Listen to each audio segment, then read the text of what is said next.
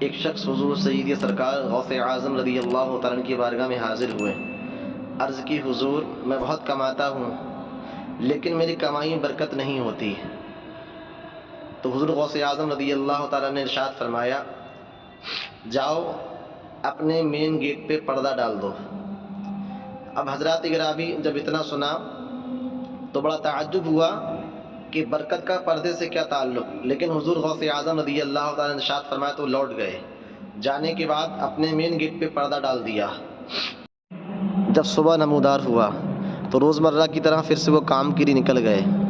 پھر سے وہ روزی کماتے تھے اور نماز پڑھتے تھے، روزی کماتے رہے نماز پڑھتے رہے. کافی دن ہو گئے، اب برکت کا ہونا شروع ہو گیا. جب انہوں نے برکت کا نزول دیکھا تو بڑا خوش ہوئے. خوشی کا اظہار کرتے ہوئے حضور غوث اعظم رضی اللہ تعالیٰ کی بارگاہ میں تحفے تحائف لے کر پہنچے اور عرض کرنے لگے حضور میں یہ تحفے آپ کی بارگاہ میں پیش کرنے کے لیے آیا ہوں. تو حضور غوث اعظم رضی اللہ تعالیٰ نے فرمایا برکت کا کیا حال ہے؟ عرض کرنے لگے حضور اب تو برکت ہی برکت ہے، لیکن ایک سوال ہے میرے دل کے اندر. آپ نے فرمایا بتاؤ کیا سوال ہے؟ عرض کرنے لگے حضور میں آپ کے پاس دعا کرانے کے لیے آیا تھا. میں سمجھ رہا تھا کہ آپ تعویذ دیں گے یا دعا کریں گے میرے حق میں، لیکن آپ نے نہ دعا کی نہ تعویذ دیا. آپ نے فرمایا مین گیٹ پہ پردہ ڈال دو.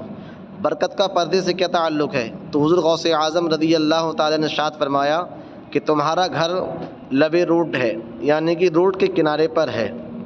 جب بھی تمہارے گھر کے سامنے سے کوئی بے نمازی گزرتا تھا یا شرابی گزرتا تھا، اس بے نمازی اور شرابی کی جب منحوس نگاہیں تمہارے گھر کے اندر تک جاتی تھیں، جس منحوس نگاہ کی وجہ سے تمہارے گھر کی خیر و برکت ختم ہو گئی، اب تم نے پردہ ڈال دیا ہے تو ان کی منحوس نظریں تمہارے گھر کے اندر تک داخل نہیں ہوتی، اس وجہ سے برکت کا ہونا شروع ہو گیا ہے.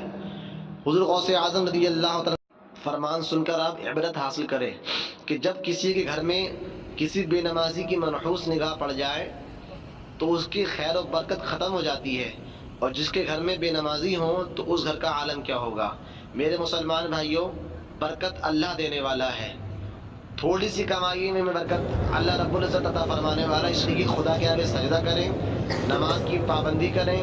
انشاءاللہ تعالی ہم تھوڑا سا کمائیں گے اللہ اس میں برکت عطا فرمائے گا.